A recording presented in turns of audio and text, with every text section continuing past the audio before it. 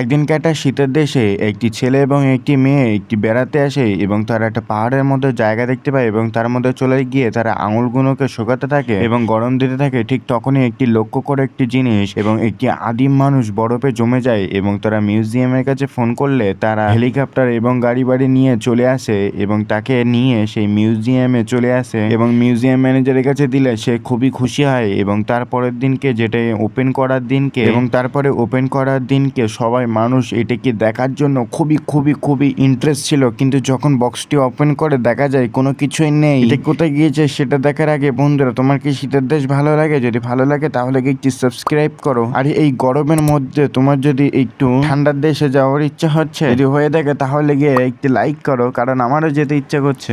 এরপরে ওই আদিম মানুষটির চোখ এবং আঙুল এবং দাঁত সবাই পাচ্ছিল, কারণ বরফ ছিল না, যার কারণে এই বরফ কেটে কেটে কোল্ড ড্রিঙ্কসে দিচ্ছিল।